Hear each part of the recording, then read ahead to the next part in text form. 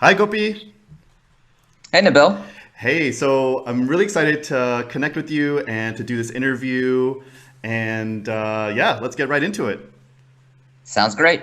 Awesome. So you and I know each other for, I think, like 3, 4, 5 years. I don't know. We were accountability partners for hmm 2 years. And I think I attribute much of my success of like launching my coaching business actually to the work that we did. So you're really important in my life, and I really respect you. So I'm really just excited to connect with you to talk about career stuff today. Yeah, that's great. And the feelings are totally mutual because some of the stuff I'm going to talk about today, you helped push me toward Oh, cool. um, achieving more success in my career too. Wow, cool. I love it. I love hearing that.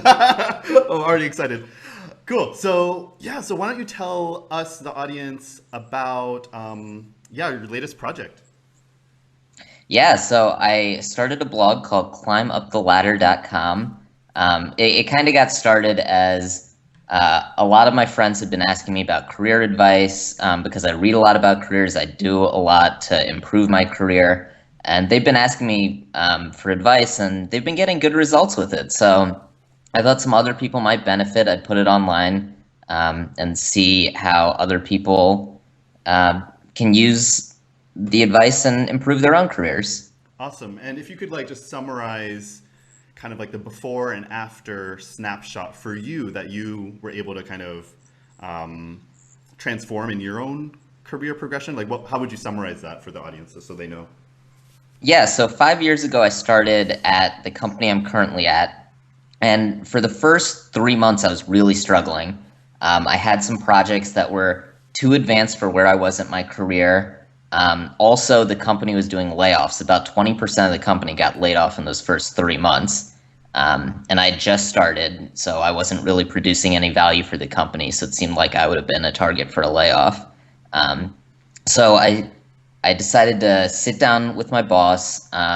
We had a conversation about like what projects I was doing, how I could get more involved with the company, and we kind of like realized, those projects I'd been assigned were too difficult for my skill set at the time. So we stepped back, and I got some different projects that were actually, although they were easier, they were more directly impacting the bottom line and Oh, creating more value for the company. So kind of over the next year, I worked on those projects, and then I got some more difficult and higher value projects, and the cycle kept going. And I kept talking to my boss, and eventually I ended up doubling my salary. wow. I'm now on the board of a nonprofit that I volunteer on. The company donates money to that nonprofit, and I'm able to just come and go during the middle of the day So cool. as the company's totally okay with that because they know I get my work done, and I'm free to go volunteer in the middle of the day when I want to. I love that. I love that story. And what I want to kind of pinpoint in that story is that a lot of people, I think, they kind of feel like if there a lot of layoffs are happening, they're operating out of fear and scarcity. Then they're like, oh my god, I need to like just protect my job. What I loved about your story is like you were proactive about it. You actually had a meeting with your boss.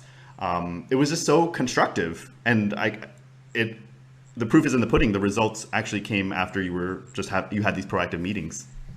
Oh, absolutely. And it's scary to have that conversation Hmm. because you're basically telling your boss, "Hey, I don't think I'm adding enough value," but a lot of times your boss isn't going to want to lay you off. Like that's not a conversation people want to have.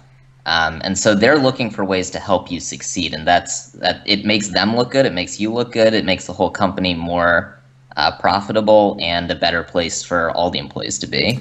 Yeah, I love that. And I actually picking that point out from your article, how to ask your boss for help without looking stupid. I love the ending, which is exactly what you just said, which is your boss is actually on your side. And I thought, wow, Mhm. like so how many of us or how many people have had jobs where they feel like management or their boss is like the enemy or someone to work against, or someone Mhm. just to like to manage or tame or somehow tolerate. But you portray it as a like they're your ally. Oh, absolutely.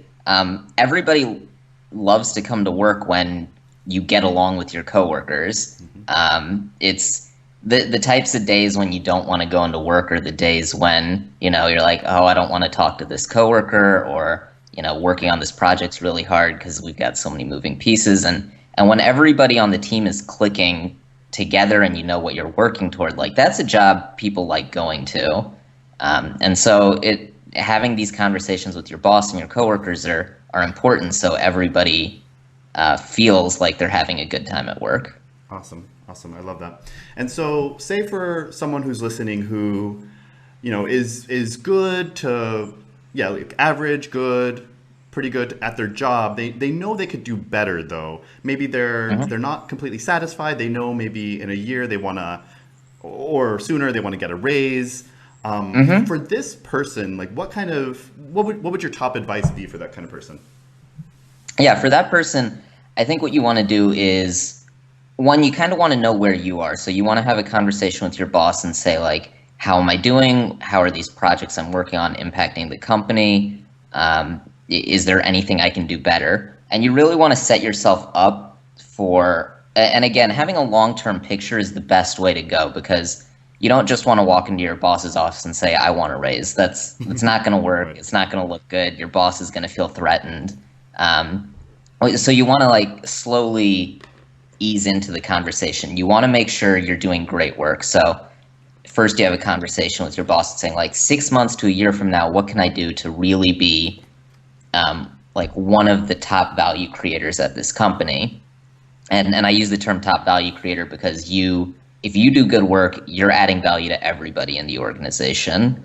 And so you really want to set yourself up there and say, what can I do? What projects can I work on? Then you want to go to actually do the work and hit those goals that you and your boss set. Once you've hit those goals, then you can start having conversations saying, I hit these goals that we worked on.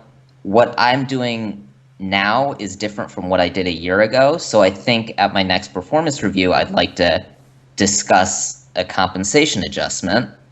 And again, you're not asking for a raise at that time, but you're setting up your boss so he knows or she knows that you're going to be asking for a raise at your performance review. So they're mentally preparing, you're preparing, and when they're looking at the budget for next year, they'll see like, oh, Nabil wants a raise. Let's see what we can work into the numbers here. And so everybody's kind of getting prepared for that as you go.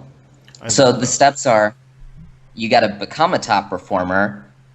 Your boss has got to know that you're a top performer, and then you need to prepare them for the conversation of having a salary negotiation. Love it. I love it. And what I love about that is that it's very step by step. I think contrary to, like the approach of like just immediately asking for a raise, like I deserve this, that approach can be, I think, very threatening, or it can just be off-putting for a manager or a boss. But your approach is like, really just easing into the conversation step by step and really demonstrating. I love your phrase of value creator. And I just love that process. Yeah, it's very important to think long term. A lot of people want to get the results right away, but thinking long term will work out better for everyone. Awesome. And is there any other advice that you would give to that person? I mean, I think the big tips are you really need to know how to work around the system in your company, how to have conversations with your boss. Presenting yourself well is good. I just did a 3-part series about interpersonal skills in the workplace, kind of polishing leadership, body language, networking skills. And I think just being well-rounded and having everyone's best interest in mind is a good way to go to be successful at work. Awesome. I love it. Awesome. Well, Gopi, thank you for sharing this like really juicy stuff for people in the workplace. I know that it can often not be an easy thing to navigate. I mean, having been in working in offices and with organizational politics and struggling with that. So I think just what you're doing is just going to be so valuable for a lot of people, and it's already been valuable. Thank you so much. Yeah, you're welcome. And as a special bonus for your readers, at climbuptheladder.com/Nabil, if they enter their email address within the page, I will send them a guide that has the word-for-word email script you can use to set up a meeting with your boss to ask for help. Wow, cool. I didn't even know about that. So readers, that's awesome. So grab that, sign up for that, and that sounds so cool. So is there any other way that they can keep in touch with you? I guess you already mentioned the site. Yeah, joining the RSS feed or the email list for climbuptheladder.com would be a great way, and they'll get a weekly email with a tip to advance their career. Awesome. Well, Gopi, thank you for your time today. Thank you so much, Nabil. Always great to talk to you. You too. Bye.